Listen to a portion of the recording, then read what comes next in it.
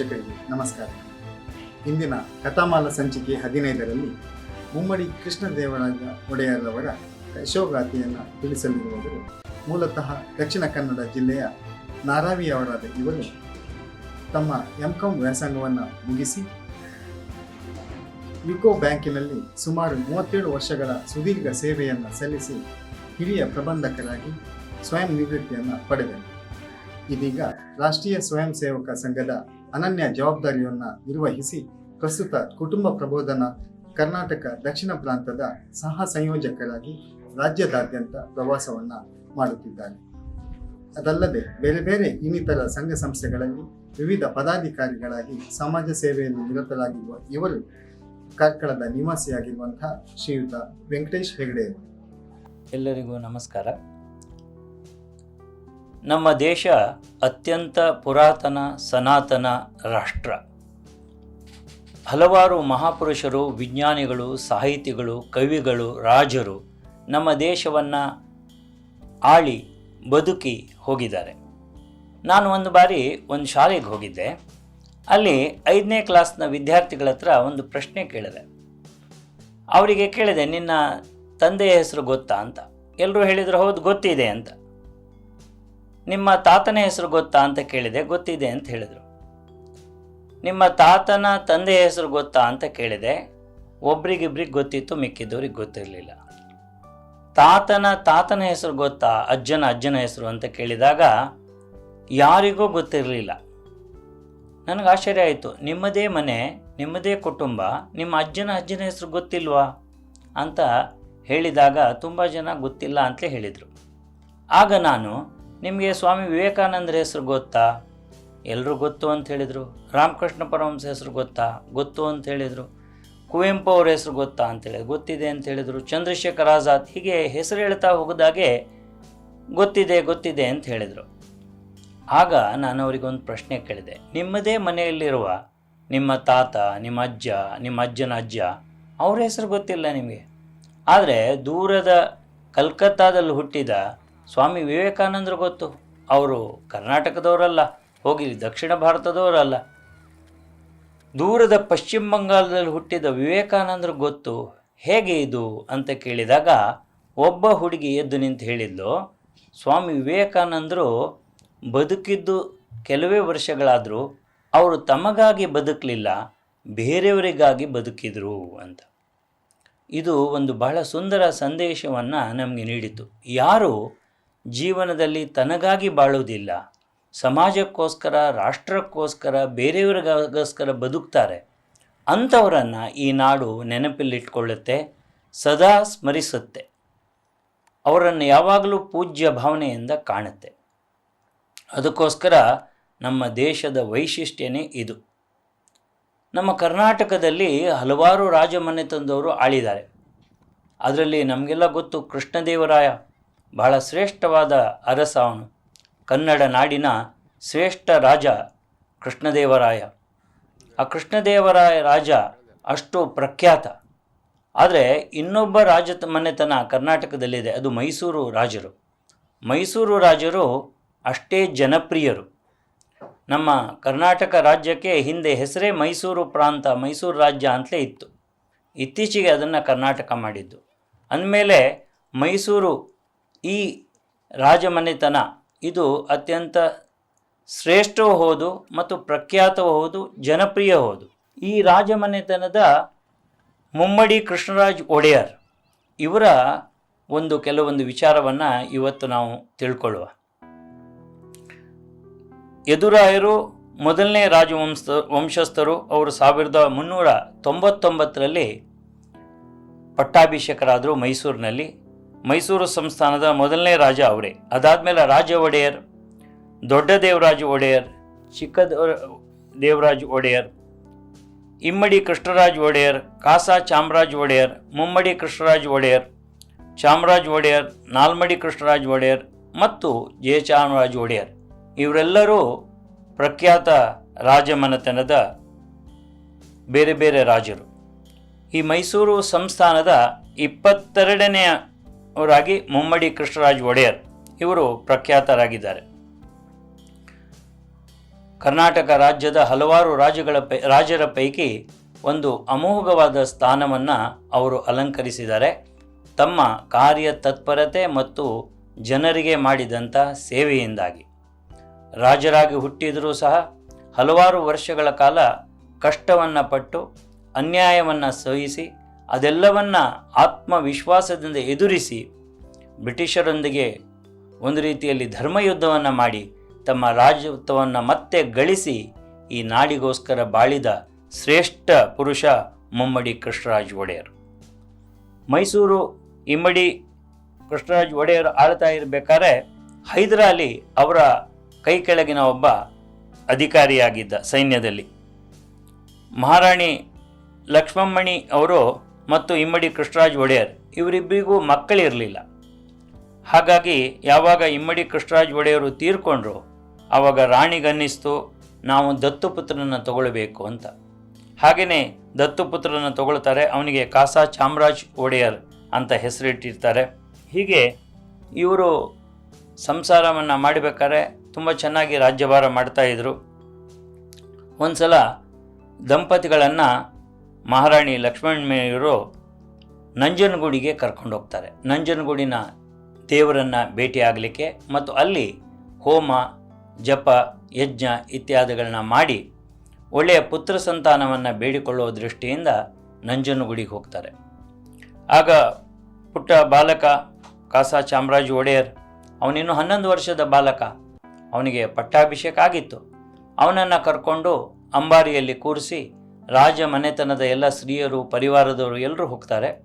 ನಂಜನಗೂಡು ತಲುಪ್ತಾರೆ. ಇನ್ನೇನು ಅಂಬಾರಿಯಿಂದ ಇಳಿಬೇಕು. ಆಗ ಇದ್ದಕ್ಕಿದ್ದಂಗೆ ಆನೆಗೆ ಒಂದು ರೀತಿಯಲ್ಲಿ ಮದ ಏರಿದಾಗಾಯಿತು. ಆನೆ ಎಲ್ಲರನ್ನ ತಳ್ಳಿಕೊಂಡು ಕಪಿಲಾ ನದಿ ಹತ್ರ ಓಡಿ ಹೋಯಿತು.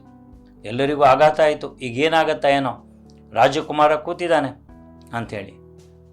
ತಕ್ಷಣ ರಾಜಮಾತೆಯವರು ದೇವರನ್ನು ಸ್ಮರಿಸ್ತಾರೆ. ನಂಜುಂಡೇಶ್ವರ ನೀನೇ ಕಾಯಬೇಕು ಅಂತ ಹೇಳ್ತಾರೆ. ಅವರು ಪ್ರಾರ್ಥನೆ ಮಾಡಿದ ಸ್ವಲ್ಪ ಹೊತ್ತಿನಲ್ಲೇ ಆ ಆನೆ ತಹಬಂದಿಗೆ ಬರುತ್ತೆ. ಮಾವಟಿಗನ ನಿಯಂತ್ರಣಕ್ಕೆ ಬಂದು ನಿಧಾನವಾಗಿ ವಾಪಸ್ ಅರಮನೆ ಹತ್ರ ಮರಳುತ್ತೆ. ಹೀಗೆ ಬಂದಂಥ ಒಂದು ದೊಡ್ಡ ಕಂಟಕ ಅದು ಚಿಕ್ಕದರಲ್ಲೇ ಕಳೆದು ಹೋಗುತ್ತೆ. ಇವರಿಬ್ಬರೂ ಅಲ್ಲಿ ಪೂಜೆ ಪುನಸ್ಕಾರ ಮಾಡಿದ ನಂತರ 1794ರಲ್ಲಿ ಮುಮ್ಮಡಿ ಕೃಷ್ಣರಾಜ ಒಡೆಯರ್ ಇವರ ಜನನ ಆಗತ್ತೆ. ಇಷ್ಟೊತ್ತಾಗಲೇ ಹೈದರಾಲಿ ಅವನು ಸತ್ತು ಅವನ ಮಗ ಟಿಪ್ಪು ಅವನು ಸರ್ವಾಧಿಕಾರಿಯಾಗಿ ಆಡಳಿತ ಮಾಡ್ತಾ ಇದ್ದ. ರಾಜಮನೆತನದ ಹುಡುಗ ಚಿಕ್ಕವನು ಕಾಸಾ ಚಾಮರಾಜ ಒಡೆಯರ್. ಹಾಗಾಗಿ ಮಹಾರಾಣಿ ಲಕ್ಷ್ಮಮ್ಮಣ್ಣಿಯವರಿಗೆ ತುಂಬ ಚಿಂತೆ ಆಗ್ತಾ ಇತ್ತು. ಎಲ್ಲ ರಾಜ್ಯಾಡಳಿತವನ್ನು ಟಿಪ್ಪು ನಿಭಾಯಿಸ್ತಾ ಇದ್ದ. ಇವರ ನಿಯಂತ್ರಣದಲ್ಲಿ ಏನೂ ಇರಲಿಲ್ಲ. ಬಾಲಕ ಇನ್ನೂ ಚಿಕ್ಕವನು, 10-11 ವರ್ಷ. ಅದಕ್ಕೋಸ್ಕರ ಅವರು ಚಿಂತಿತರಾಗಿ, ಆಗ ಬ್ರಿಟಿಷರು ನಮ್ಮನ್ನು ಆಳ್ತಾ ಇದ್ರು, ಕಂಪನಿ ಸರ್ಕಾರ ಇತ್ತು. ಆ ಕಂಪನಿ ಸರ್ಕಾರಕ್ಕೆ ಅವರು ಮೊರೆ ಹೋಗ್ತಾರೆ, ತನಗೆ ನೀವು ನಿಮ್ಮ ಸಹಾಯ ಬೇಕು ಅಂಥೇಳಿ. ಕಂಪನಿ ಸರ್ಕಾರಕ್ಕೆ ಬಹಳ ಒಳ್ಳೆಯದಾಯಿತು. ನಾವಿಬ್ಬರು ಜಗಳಾಡಿದರೆ ಅದರ ಲಾಭವನ್ನು ಅವರು ಪಡ್ಕೊಳ್ತಾ ಇದ್ರು. ಅದಕ್ಕೋಸ್ಕರ ಅವರು ತಕ್ಷಣ ಇವರ ಸಹಾಯಕ್ಕೆ ಬರಬೇಕು ಅಂತ ಅಂದ್ಕೊಂಡಿರ್ತಾರೆ. ಹಾಗೆ ಟಿಪ್ಪುನು ಬ್ರಿಟಿಷರ ವಿರುದ್ಧ ಹೋರಾಟ ಮಾಡ್ತಾನೆ. ಅವನು ಹೋರಾಟ ಮಾಡಿ ಅವನು 4ನೇ ಮೈಸೂರು ಯುದ್ಧದಲ್ಲಿ ಅಂದರೆ 1799ರಲ್ಲಿ ಟಿಪ್ಪು ಅವನು ಯುದ್ಧದಲ್ಲಿ ಸಾಯ್ತಾನೆ. ಅದೇ ಹೊತ್ತಿನಲ್ಲಿ 1799ರಲ್ಲಿ ಈ ಸಣ್ಣ ಬಾಲಕನಿಗೆ ಇನ್ನೂ 5 ವರ್ಷ ಮುಮ್ಮಡಿ ಕೃಷ್ಣರಾಜ ಒಡೆಯರ್ ಅವರಿಗೆ ಪಟ್ಟಾಭಿಷೇಕ ಆಗುತ್ತೆ ಮೈಸೂರಿನಲ್ಲಿ. ಈಗ 5 ವರ್ಷದ ಬಾಲಕ ಅವನು ರಾಜಮನೆತನದಲ್ಲಿ ಪಟ್ಟಾಭಿಷಿಕ್ತನಾಗ್ತಾನೆ ರಾಜಕುಮಾರನಾಗಿ. ಅದು ಇನ್ನೂ ಅಕ್ಷರಾಭ್ಯಾಸ ಆಗಬೇಕು. ಅದಕ್ಕೋಸ್ಕರ ಅವನಿಗೆ ಅಕ್ಷರಾಭ್ಯಾಸ ಮಾಡ್ತಾರೆ. ಯಾವಾಗ ಟಿಪ್ಪು ಸಾಯ್ತಾನೆ ರಾಜ್ಯವನ್ನು 4 ತುಂಡುಗಳನ್ನಾಗಿ ಮಾಡ್ತಾರೆ ಕಂಪನಿ ಸರ್ಕಾರ. ಒಂದು ಕಂಪನಿ ಸರ್ಕಾರಕ್ಕೆ ಹೋಗುತ್ತೆ, ಒಂದು ಭಾಗ ಮರಾಠ ಇವರಿಗೆ ಹೋಗುತ್ತೆ, ಒಂದು ಭಾಗ ನಿಜಾಮರಿಗೆ ಹೋಗುತ್ತೆ, ಇನ್ನು ಒಂದು ಭಾಗ ಮಾತ್ರ ಮೈಸೂರು ಸಂಸ್ಥಾನದಲ್ಲಿ ಉಳಿಯುತ್ತೆ. ಆ ಭಾಗಕ್ಕೆ ರಾಜನಾಗಿ ಮುಮ್ಮಡಿ ಕೃಷ್ಣರಾಜ ಒಡೆಯರ್ ಇರ್ತಾರೆ. ಸೊ ಹೀಗೆ ರಾಜ್ಯಾಭಿಷೇಕ ಆದಮೇಲೆ ಆಗಿನ ಮೈಸೂರಿನ ವರಮಾನ ಸುಮಾರು 25 ಲಕ್ಷ ವರಮಾನ ಬರ್ತಾ ಇತ್ತು. ಬಾಲ್ಯದಲ್ಲಿ ಅಕ್ಷರಾಭ್ಯಾಸ ಮಾಡಿಸ್ತಾರೆ. ಸಂಸ್ಕೃತ ಮತ್ತು ಸಂಗೀತ ಸಾಹಿತ್ಯ ಹಾಗೆಯೇ ರಾಜನೀತಿ ಶಾಸ್ತ್ರ, ಅರ್ಥಶಾಸ್ತ್ರ, ಧರ್ಮಶಾಸ್ತ್ರ, ಹಾಗೆಯೇ ಪೌರನೀತಿ ಶಾಸ್ತ್ರ ಇದೆಲ್ಲದರ ಅಭ್ಯಾಸ ಮಾಡ್ತಾನೆ. ಮರಾಠಿ, ಉರ್ದು ಮತ್ತು ತಮಿಳು ಭಾಷೆಯನ್ನು ಸಹ ಕಲಿತಾರೆ. ಬಾಲಕ ಗಣಿತ ಮತ್ತು ಜ್ಯೋತಿಷ್ಯ ಇದನ್ನು ಅಧ್ಯಯನ ಮಾಡ್ತಾನೆ. ಭಾಳ ನಿಷ್ಣಾತ, ತುಂಬ ಅಪ್ರತಿಮ ಬುದ್ಧಿವಂತಿಕೆ ಮತ್ತು ಅಸಾದೃಶ್ಯ ಶ್ರದ್ಧೆ ಕಲಿಯೋದ್ರಲ್ಲಿ. ಹೀಗಾಗಿ ಅಸಾಧಾರಣ ಬುದ್ಧಿಮತ್ತೆಯಿಂದ ಬಾಲಕ ಎಲ್ಲ ಉಪಾಧ್ಯಾಯರ ಅಚ್ಚುಮೆಚ್ಚಿನ ವಿದ್ಯಾರ್ಥಿಯಾಗಿದ್ದ. ಹಾಗೆಯೇ ಗಜಾರೋಹಣ, ಅಶ್ವಾರೋಹಣ, ಮಲ್ಲಯುದ್ಧ, ಕತ್ತಿವರಸೆ ಇವುಗಳನ್ನು ಸಹ ಅಭ್ಯಾಸ ಮಾಡ್ತಾನೆ. ರಾಜನಿಗೆ ಯಾವ್ಯಾವ ವಿದ್ಯೆಗಳು ಬೇಕು ಅದೆಲ್ಲವನ್ನು ಅವನು ಚಿಕ್ಕನಿರುವಾಗಲೇ ಕಲಿತಾನೆ. ಹಾಗೆಯೇ ಅವನಿಗೆ ಸಣ್ಣದರಲ್ಲಿ ಮದುವೆನೂ ಆಗುತ್ತೆ. ಕೋಟೆ ಗೋಪಾಲರಾಜ ಅರಸಿ ಅವರ ಹಿರಿಯ ಪುತ್ರಿ ದೇವರಾಜಮ್ಮಣ್ಣಿ ಅವ್ರ ಜೊತೆ ಮದುವೆನೂ ಆಗುತ್ತೆ. ಸೊ ಹೀಗೆ ಯಾವಾಗ ಟಿಪ್ಪು ಸಾಯ್ತಾನೆ, ಹೈದರಾಲಿ ಮತ್ತು ಟಿಪ್ಪು, ಅವನ ಜೊತೆ ಪೂರ್ಣಯ್ಯ ಇವರು ದಿವಾನರಾಗಿ ಮೈಸೂರು ಸಂಸ್ಥಾನಕ್ಕೆ ನಿಯುಕ್ತರಾಗಿದ್ದರು ಇಂಗ್ಲೀಷ್ ಕಂಪನಿಯಿಂದ. ಮತ್ತು ಇಂಗ್ಲೀಷರು ಒಂದು ಕಣ್ಣು ಸದಾ ಇವ್ರ ಮೇಲೆ ಇಡಬೇಕು ಅಂತ ಶ್ರೀರಂಗಪಟ್ಟಣದಲ್ಲಿ ತಮ್ಮ ಒಂದು ಸೈನ್ಯವನ್ನು ಸಹ ಯಾವಾಗಲೂ ಸಜ್ಜಾಗಿ ಇಟ್ಟಿದ್ದರು. ಹೀಗೆ ಒಂದು ಕಡೆಯಿಂದ ಟಿಪ್ಪುವಿನ ದಾಳಿ, ಇನ್ನೊಂದು ಕಡೆಯಿಂದ ಕಂಪನಿಯ ಒಂದು ಪ್ರಲೋಭನೆ, ಇದೆರಡರ ಮಧ್ಯೆ ಮೈಸೂರು ಸಂಸ್ಥಾನ ಆಳಬೇಕಾಗಿತ್ತು. ಕೇವಲ 14-15 ವರ್ಷದ ಬಾಲಕ 1810ರಲ್ಲಿ ಯಾವಾಗ ದಿವಾನ್ ಪೂರ್ಣಯ್ಯನವರು ತಮ್ಮ ಪದವಿಯನ್ನು ಬಿಟ್ಟುಕೊಟ್ಟರು, ಅದಾದಮೇಲೆ ಪೂರ್ಣ ರಾಜ್ಯಭಾರದ ಒಂದು ಕ್ರಮವನ್ನು, ಆಡಳಿತವನ್ನು ತನ್ನ ಕೈಗೆ ತಗೊಂಡು ಬಂದ ಮುಮ್ಮಡಿ ಕೃಷ್ಣರಾಜ ಒಡೆಯರ್. ಹೀಗೆ 1810ರಿಂದ ಅವನೇ ರಾಜ್ಯಾಡಳಿತವನ್ನು ನೋಡಿಕೊಂಡ. ರಾಜನಾಗಿ ಬಹಳ ಒಳ್ಳೆಯ ಒಂದು ಕೆಲಸವನ್ನು ಮಾಡ್ತಾ ಇದ್ದ. ಯಾಕೆಂತ ಹೇಳಿದ್ರೆ ಆಗ ಅವನ ಒಂದು ರಾಜ್ಯಾಡಳಿತದಲ್ಲಿ 6 ತುಕಡಿ ಅಂದರೆ ಜಿಲ್ಲೆ ಅಂತ ಹೇಳ್ತಾರೆ, ಈಗಿನ ಜಿಲ್ಲೆ. ಹಾಗೆಯೇ 25 ಗಡಿಗಳಿತ್ತು, ಅಂದರೆ ತಾಲೂಕುಗಳು, ಈಗಿನ ತಾಲೂಕುಗಳು. ಮತ್ತು ಒಂದೊಂದು ಜಿಲ್ಲೆಗೂ ಒಂದೊಂದು ಫೌಜ್ದಾರ್, ತಾಲೂಕಿಗೆ ಒಬ್ಬ ಸುಬೇದಾರ್, ಈ ರೀತಿ ಇತ್ತು. 45 ಲಕ್ಷ ಪ್ರಜೆಗಳಿದ್ದರು. 32,425 ಗ್ರಾಮಗಳು ಅವರ ರಾಜ್ಯದಲ್ಲಿದ್ದವು. ಹೀಗೆ ಹಳ್ಳಿಯಲ್ಲಿ ಗೌಡ ಮತ್ತು ಶಾನುಭೋಗ ಇವರು ರಾಜ್ಯಾಡಳಿತದಲ್ಲಿ ಸಹಾಯ ಮಾಡ್ತಾಯಿದ್ರು.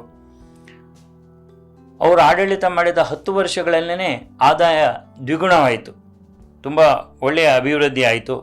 ಎಲ್ಲ ಕಡೆ ಅರವಟಿಗಳನ್ನು, ದೇವಸ್ಥಾನಗಳನ್ನ ಕಟ್ಟಿದರು, ಶಾಲೆಗಳನ್ನ ಅಭಿವೃದ್ಧಿಪಡಿಸಿದರು. ಎಲ್ಲ ಜನರಿಗೆ ಕುಡಿಲಿಕ್ಕೆ ನೀರು ಮತ್ತು ಮರಗಳನ್ನು ಬೆಳೆಸಿದರು.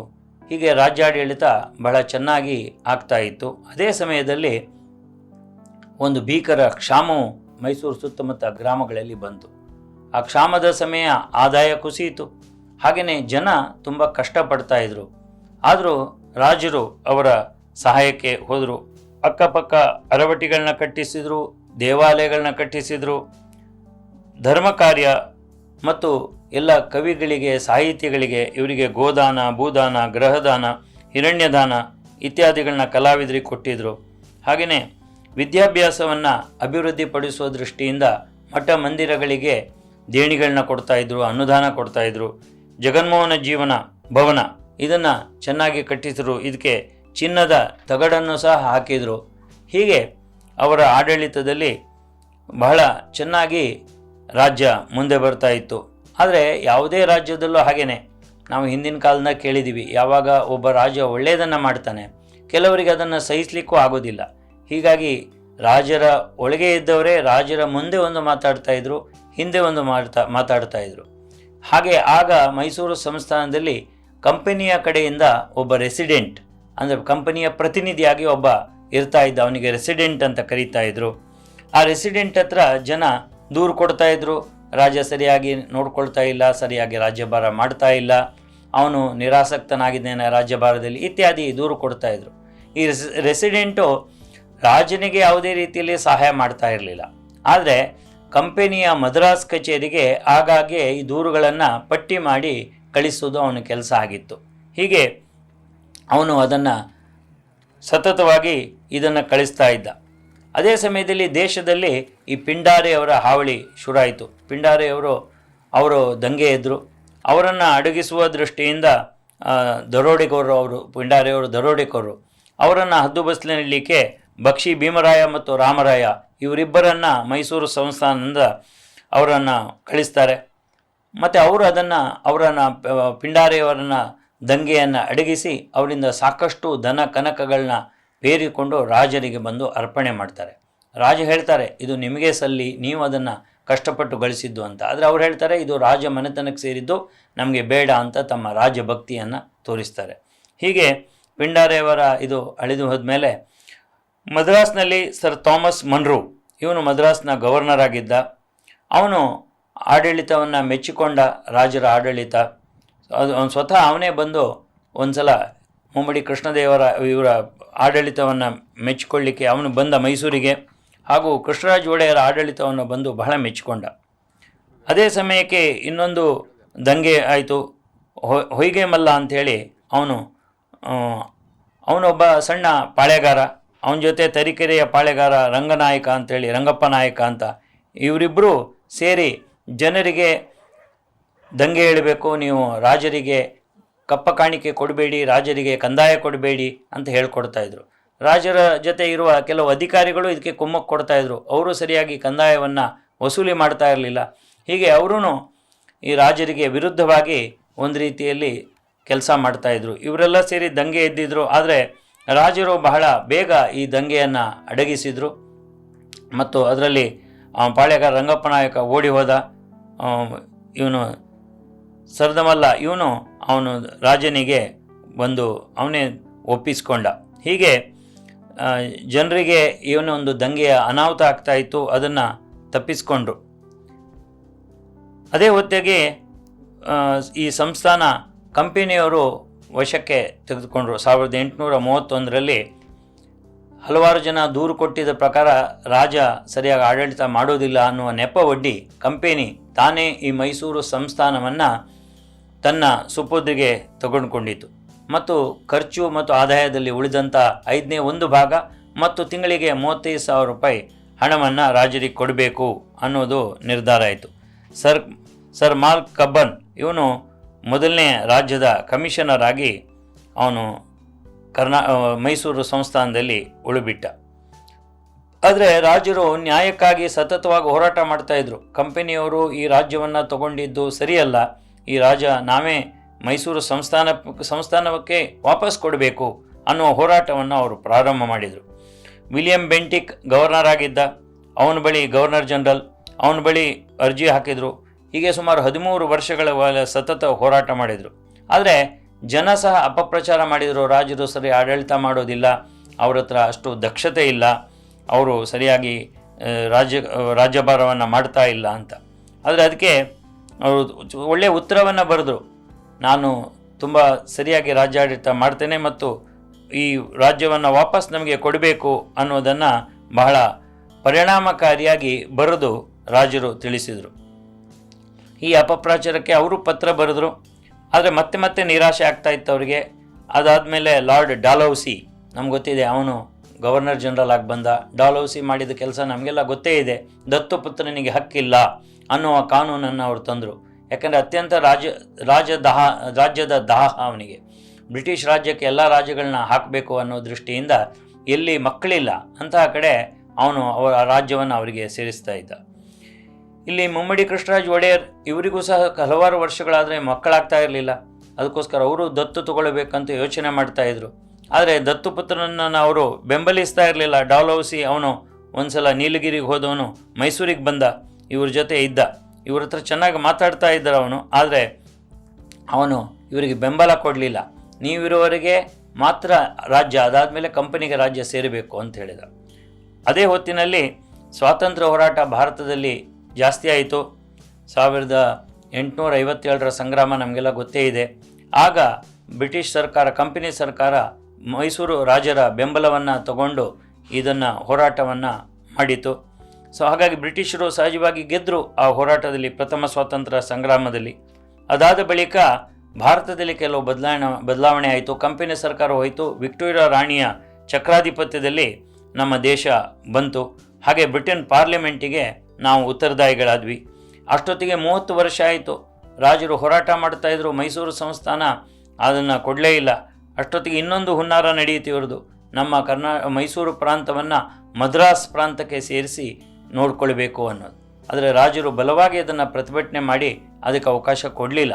ಇಲ್ಲಾಂದರೆ ನಮ್ಮ ಮೈಸೂರು ಸಂಸ್ಥಾನ ಪೂರ್ತಿಯಾಗಿ ಕಳೆದೋಗ್ತಾ ಇತ್ತು. ಆದರೆ ರಾಜರು ಬೆಂಬಲ ಅದಕ್ಕೆ ಬಹಳ ಬಲವಾದ ಪ್ರತಿರೋಧವನ್ನು ಒಡ್ಡಿ ಮತ್ತೆ ಮೈಸೂರು ಸಂಸ್ಥಾನ ಬೇರೆಯಾಗಿ ಇತ್ತು. ಹೀಗೆ ಅದಾದಮೇಲೆ ರಾಜರು ತಮ್ಮ ದತ್ತು ಮಗುವನ್ನು ಸ್ವೀಕಾರ ಮಾಡಿದರು. 1860ರಲ್ಲಿ ಮದ್ರಾಸ್ ಪ್ರಾಂತಕ್ಕೆ ಸೇರಿಸಬೇಕು ಅನ್ನೋ ಹುನ್ನಾರವನ್ನು ತಪ್ಪಿಸಿ ಅದಾದಮೇಲೆ ದತ್ತು ಮಗನನ್ನು ಅವರು ಮಾಡಿಕೊಂಡ್ರು. ಅದಕ್ಕೆ ಬ್ರಿಟನ್ನ ಸಂಸತ್ತಿಗೆ ಅಪೀಲ್ ಹಾಕಿದರು ಪುತ್ರ. ಆದರೆ ಅದನ್ನು ಬ್ರಿಟಿಷರು ಮಂಜೂರು ಮಾಡಿರಲಿಲ್ಲ. ಅವರು ದತ್ತುಪುತ್ರ ನೀವಿರುವವರೆಗೆ ಮಾತ್ರ ಸಿಂಹಾಸನ ಮೈಸೂರು ರಾಜ್ಯಕ್ಕೆ ಇರುತ್ತೆ, ಅದಾದಮೇಲೆ ಅವರು ನಿಮ್ಮ ಆಸ್ತಿಗೆ ಮಾತ್ರ ಅವರು ಬಾಧ್ಯರು, ಸಂಸ್ಥಾನಕ್ಕೆ ನಿಮ್ಮ ದತ್ತುಪುತ್ರ ಬಾಧ್ಯ ಅಲ್ಲ ಅಂತ ಹೇಳಿದರು. ಅದಾದ ಬಳಿಕ 22/2/1867 ಆಗ ಅವರಿಗೆ ನ್ಯಾಯ ಸಿಕ್ತು. ದತ್ತುಪುತ್ರ ಚಾಮರಾಜ ಒಡೆಯರ್ ಅಂತ ಬಹಳ ಪ್ರಖ್ಯಾತನಾಗ್ತಾರೆ. ಆಗ ಚಾಮರಾಜ ಒಡೆಯರ್ ಯಾರು ದತ್ತುಪುತ್ರ, ಇಂಗ್ಲೆಂಡ್ ಸಂಸತ್ತು ರಾಜವಂಶದ ಹಕ್ಕನ್ನು ಒಪ್ಪಿಕೊಂಡಿತು. ದತ್ತುಪುತ್ರನಿಗೂ ಬೆಲೆ ಕೊಡ್ತು. ಅವನಿಗೆ 18 ವರ್ಷ ಆದಮೇಲೆ, ಅವನಿಗಾಗಿನ್ನೂ 3 ವರ್ಷ ಆಗಿತ್ತು, 18 ವರ್ಷದಲ್ಲಿ ಅವನೇ ಮುಂದಿನ ರಾಜನಾಗ್ಬೋದು ಅನ್ನುವಂಥ ಅನುಮತಿ ಕೊಡ್ತು. ಹಾಗೆ ಮೈಸೂರು ಸಂಸ್ಥಾನಕ್ಕೆ ಪ್ರತ್ಯೇಕವಾದ ಸಂಸ್ಥಾನವನ್ನು ಒಪ್ಪಿಗೆಯನ್ನು ಕೊಟ್ಟರು. ಹೀಗೆ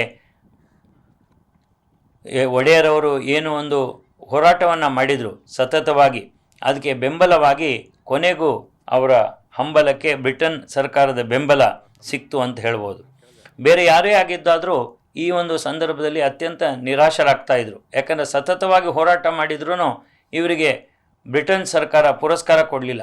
ಕಂಪನಿಯ ಪ್ರತಿನಿಧಿಗಳು ಹಲವಾರು ಬಾರಿ ಬಂದಾಗ ಇವರ ರಾಜ ವೈಖರಿಯನ್ನು ನೋಡಿ ಒಪ್ಪಿ ಮೆಚ್ಚುಗೆಯನ್ನು ಸೂಚಿಸಿದರು. ಪ್ರತ್ಯೇಕ ಸಂಸ್ಥಾನವಾಗಿ ಮೈಸೂರು ಇರಬೇಕು ಅನ್ನೋದನ್ನು ಒಪ್ಕೊಂಡಿದ್ರು. ಆದರೆ ಅಲ್ಲಿಗೆ ಹೋದ ಮೇಲೆ ಅದು ಬ್ರಿಟನ್ನಲ್ಲಿ ಅಲ್ಲಿಯ ಚಕ್ರವರ್ತಿ ಆಗಲಿ, ಅಲ್ಲಿಯ ಸಂಸತ್ತಾಗಲಿ ಮೈಸೂರು ಸಂಸ್ಥಾನವನ್ನು ಪ್ರತ್ಯೇಕ ಅದಕ್ಕೆ ಒಂದು ಅಸ್ತಿತ್ವ ಕೊಡಲಿಕ್ಕೆ ಒಪ್ಪಿಗೆ ಕೊಡಲೇ ಇಲ್ಲ. ನಮ್ಮ ಪರವಾಗಿದ್ರೂ ಒಪ್ಪಿಗೆ ಕೊಟ್ಟೇ ಇರಲಿಲ್ಲ ಅವರು. ಹೀಗಾಗಿ ಕೊನೆಗೂ 1867ರವರೆಗೆ ಕಾಯಬೇಕಾಯಿತು. ಅಂದರೆ ರಾಜರಿಗೆ ಆವಾಗ 70 ವರ್ಷ, ಸುಮಾರು 34 ವರ್ಷಗಳ ಸತತ ಹೋರಾಟ ನ್ಯಾಯಕ್ಕೋಸ್ಕರ, ಸತ್ಯಕ್ಕೋಸ್ಕರ ಅವರು ಮಾಡಿದರು. ಬೇರೆ ಯಾರೇ ಆಗಿದ್ದರೂ ನಿರಾಶರಾಗ್ತಾಯಿದ್ರು, ಆತ್ಮವಿಶ್ವಾಸ ಕಳ್ಕೊಳ್ತಾ ಇದ್ರು. ಅಂತಹ ಸನ್ನಿವೇಶದಲ್ಲೂ ಧೃತಿಗೆಡದೆ, ಧೈರ್ಯಗುಂದದೆ, ಆತ್ಮವಿಶ್ವಾಸದಿಂದ ಪ್ರತಿರೋಧ ಇದ್ರೂ ಪ್ರತಿಕೂಲ ಪರಿಸ್ಥಿತಿಯಲ್ಲಿ ಅದನ್ನು ಎದುರಿಸಿ ನಮ್ಮ ಸಂಸ್ಥಾನವನ್ನು ಉಳಿಸಬೇಕು ಅನ್ನೋ ಒಂದು ಚಿಂತನೆಯನ್ನು ಅವರು ಮಾಡಿದರು. ಇಷ್ಟೆಲ್ಲ ಕಷ್ಟಗಳಿದ್ರೂ ಸ್ವತಃ ತಮಗೆ ರಾಜ ಪಟ್ಟವು ಸರಿಯಾಗಿ ಇಲ್ಲದಾಗಲೂ ಬಹಳ ಚೆನ್ನಾಗಿ ಆಡಳಿತವನ್ನು ಮುಮ್ಮಡಿ ಕೃಷ್ಣರಾಜ ಒಡೆಯರು ನಿರ್ವಹಿಸಿದರು. ಅವರು ಸ್ವತಃ ಸಾಹಿತಿಗಳಾಗಿದ್ದರು, ಸ್ವತಃ ಕಲಾಕಾರರಾಗಿದ್ದರು. ಬೇರೆ ಕಲಾಕಾರರಿಗೆ, ಸಾಹಿತಿಗಳಿಗೆ, ವಿದ್ವಾಂಸರಿಗೆ ಆಶ್ರಯವನ್ನು ಕೊಡ್ತಾಯಿದ್ರು, ಅವರಿಗೆ ಸಹಾಯ ಮಾಡ್ತಾಯಿದ್ರು, ಅವರಿಗೆ ಸಂಬಳ ಕೊಡ್ತಾಯಿದ್ರು. ಹೀಗೇ ಅವರಿಗೆ ಒಳ್ಳೆಯ ಒಂದು ಅವಕಾಶ ಕೊಡ್ತಾಯಿದ್ರು. ರಾಜರ ಕಾಲದಲ್ಲಿ ಅತ್ಯಂತ ಮೇಧಾವಿ ಸಾಹಿತಿಗಳು ಅದು ಬೇರೆ ಬೇರೆ ಪುಸ್ತಕಗಳು ರಚನೆ ಆಯಿತು. ಮಹಾರಾಜರ ಆಸ್ಥಾನದಲ್ಲಿ ಕನ್ನಡ ಸಾಹಿತ್ಯದ ಪಂಡಿತರು, ಕಲಾವಿದರು, ಗಮಕಿಗಳು ಇವರೆಲ್ಲರಿಗೂ ಆಶ್ರಯ ಕೊಟ್ಟಿದ್ದರು.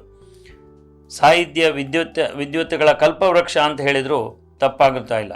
ದೇವಚಂದ್ರ ಅವನು ಸಾಹಿತಿ, ಜೈನ ಸಂಪ್ರದಾಯದ ಕಥಾವತಾರ ಮತ್ತು ರಾಜಾವಳಿ ಕತೆ ಇದನ್ನು ಅವನು ಬರೆದ. ಹಾಗೆಯೇ ಕೆಂಪನಾರಾಯಣ ಅನ್ನೋನು ಮುದ್ರಾ ಮಂಜೂಷ ಅಂದರೆ ಮಗಧ ರಾಜ್ಯದ ಕಥೆಯನ್ನು ಅವನು ವಿಸ್ತಾರವಾಗಿ ಬರೆದ. ಇನ್ನು ಅಳಿಯ ಲಿಂಗರಾಜು ಅನ್ನೋನು ಸುಮಾರು 47 ಕೃತಿಗಳ ರಚನೆಯನ್ನು ಮಾಡಿದ. ಇದಲ್ಲದೇ ಮೈಸೂರಿನಲ್ಲಿ ನಾವೀಗ ಓರಿಯೆಂಟಲ್ ಲೈಬ್ರರಿ ಅಂತ ಇದೆ, ಅದು ಆರಂಭಿಸಿದ್ದು ಮುಮ್ಮಡಿ ಕೃಷ್ಣರಾಜ ಒಡೆಯರು. ಈ ಓಲೆಗಿರಿ, ಹಿಂದಿನ ಕಾಲದಲ್ಲಿ ಓಲೆಗಿರಿ ಇತ್ತು, ಈ ಪುಸ್ತಕಗಳಿರಲಿಲ್ಲ. ಅದನ್ನು ಚೆನ್ನಾಗಿ ಇಡುವ ದೃಷ್ಟಿಯಿಂದ ಅಲ್ಲಿ ಅದರ ವ್ಯವಸ್ಥೆಯನ್ನು ಮಾಡಿದರು. ಹೀಗೆ ಸ್ವತಃ ರಾಜರು ತುಂಬ ಚೆನ್ನಾಗಿ ಸಾಹಿತ್ಯದ ಅಧ್ಯಯನ ಮಾಡ್ತಾಯಿದ್ರು, ಸಂಸ್ಕೃತದ ವಿದ್ವಾಂಸರಾಗಿದ್ದರು, ಜ್ಯೋತಿಷ್ಶಾಸ್ತ್ರವನ್ನು ತಿಳಿದವರಾಗಿದ್ದರು. ಹಾಗಾಗಿ ಅವರು ಆಧ್ಯಾತ್ಮ ರಾಮಾಯಣ, ರಾಮಕಥಾ ಕಲ್ಪವೃಕ್ಷ, ನಂಜುಂಡ ಶತಕ, ಕೃಷ್ಣಕಥಾ ರತ್ನಾಕರ, ಚಿಕ್ಕವಿಲಾಸ ದರ್ಪಣ, ಸೌಗಂಧಿಕ ಪರಿಣಯ ಇತ್ಯಾದಿ ಪುಸ್ತಕಗಳನ್ನ ಬರೆದಿದ್ದಾರೆ. ಸಂಸ್ಕೃತದಲ್ಲಿ ಕೃಷ್ಣಕಥಾ ಪುಷ್ಪಮಂಜರಿ, ರಾಮಾಯಣ ಕಥಾ ಪುಷ್ಪಮಂಜರಿ ಅನ್ನುವ ಪುಸ್ತಕಗಳನ್ನ ಬರೆದಿದ್ದಾರೆ. ಸುಮಾರು 59 ಪುಸ್ತಕಗಳನ್ನ ಅವರು ಬರೆದಿದ್ದಾರೆ ಅಂತ ಹೇಳಲಾಗಿದೆ. ಇನ್ನು ಕಾಳಿದಾಸನ ಪ್ರಖ್ಯಾತ ಶಾಕುಂತಲ ಇತ್ಯಾದಿ ನಾಟಕಗಳನ್ನ ಕನ್ನಡದಲ್ಲಿ ವತ್ಸರಾಜ ಕತೆ ಅನ್ನೋ ನಾಟಕಗಳನ್ನು ಅದನ್ನು ತರ್ಜುಮೆ ಮಾಡಿ ಬರೆದಿದ್ರು. ಅವರು ಬರೆದಂಥ ಇನ್ನೊಂದು ಶ್ರೀ ತತ್ವನಿಧಿ ಅನ್ನುವ ಶ್ರೇಷ್ಠ ಗ್ರಂಥ. ಈ ಗ್ರಂಥದಲ್ಲಿ ಹಲವಾರು ವಿಷಯಗಳಿದ್ದು ಅದೊಂದು ಸಣ್ಣ ವಿಶ್ವಕೋಶದಂತಿದೆ. ಅದಕ್ಕೆ ಹಲವಾರು ಚಿತ್ರಗಳ ಸಹಾಯವನ್ನು ಕೊಟ್ಟಿದ್ದರು. ಸುಮಾರು 4,000 ಸುಂದರ ಚಿತ್ರಗಳು ಅದರಲ್ಲಿದ್ವು. ಹಾಗೆಯೇ ಆ ಬೇರೆ ಬೇರೆ ಆಗಿನ ಕಾಲದ ಆಟಗಳು, ಹೀಗೆ 9 ಅಧ್ಯಾಯಗಳಲ್ಲಿ ಬಹಳ ವಿವರವಾಗಿ ಬರೆಯಲ್ಪಟ್ಟಿತ್ತು. ಇದು ಒಂದು ಬಹಳ ಶ್ರೀ ತತ್ವನಿಧಿ ಅನ್ನೋದು ಉತ್ತಮವಾದ ಗ್ರಂಥ, ವಿಶ್ವಕೋಶದಂತೆ ಇರ್ತಾ ಇತ್ತು. ಇನ್ನು ಸ್ವತಃ ರಾಜರು ಅವರು ವಿದ್ಯಾಭ್ಯಾಸಕ್ಕೂ ಬಹಳ ಪ್ರೋತ್ಸಾಹ ಕೊಡ್ತಾಯಿದ್ರು.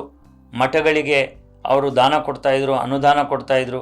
ಹಲವಾರು ಸಾಲು ಮರಗಳನ್ನ ನೆಟ್ಟಿದ್ರು, ಜನರಿಗೆ ಅನುಕೂಲ ಆಗಲಿ ಅಂತ ಅರವಟಿಗಳನ್ನ, ಛತ್ರಗಳನ್ನು ಮಾಡಿದರು, ಅನುದಾನವನ್ನು ಕೊಡ್ತಾಯಿದ್ರು.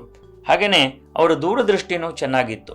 ಆಗಿನ ಕಾಲದಲ್ಲಿ ಎಲ್ಲ ವೈದ್ಯಕೀಯ, ಇಂಜಿನಿಯರಿಂಗ್ ಪುಸ್ತಕಗಳು ಆಂಗ್ಲ ಭಾಷೆಯಲ್ಲಿತ್ತು. ಹೀಗಾಗಿ ಆಂಗ್ಲ ಭಾಷೆಯನ್ನು ಕಲಿಯದಿದ್ದರೆ ಮುಂದೆ ನಮ್ಮ ದೇಶದ ವಿದ್ಯಾರ್ಥಿಗಳಿಗೆ ಕಷ್ಟವಾಗುತ್ತೆ ಅನ್ನೋ ದೃಷ್ಟಿಯಿಂದ ಅವರು ಮೈಸೂರಿನಲ್ಲಿ ಮೊದಲನೇ ಇಂಗ್ಲೀಷ್ ಶಾಲೆಯನ್ನು ಪ್ರಾರಂಭ ಮಾಡಿದರು.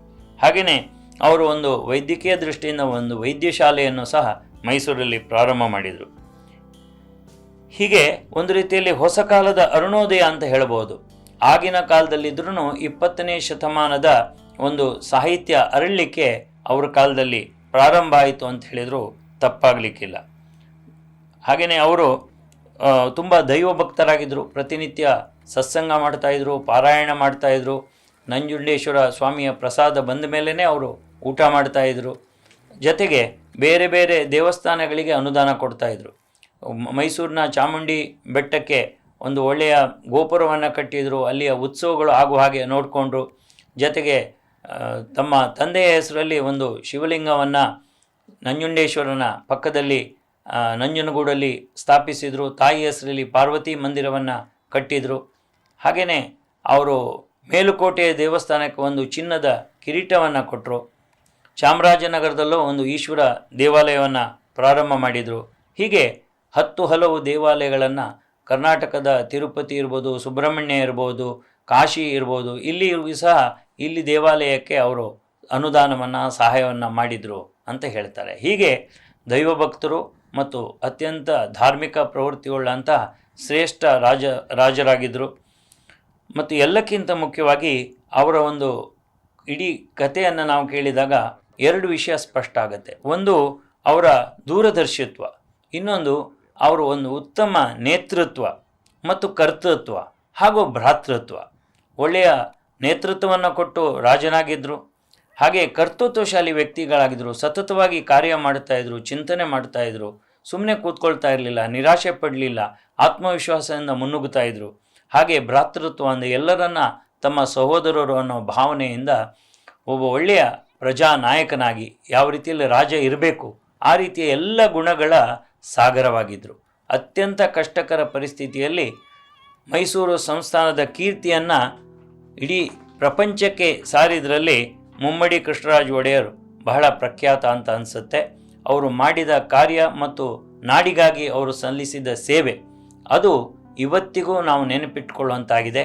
ಆ ದೃಷ್ಟಿಯಿಂದಲೇ ಮುಮ್ಮಡಿ ಕೃಷ್ಣರಾಜ ಒಡೆಯರನ್ನು ಅವರು ತೀರ್ಕೊಂಡು 2 ಶತಮಾನಗಳಾದ್ರೂ ಇವತ್ತಿಗೂ ನಾವು ಜ್ಞಾಪಿಸುವಂತಾಗಿದೆ.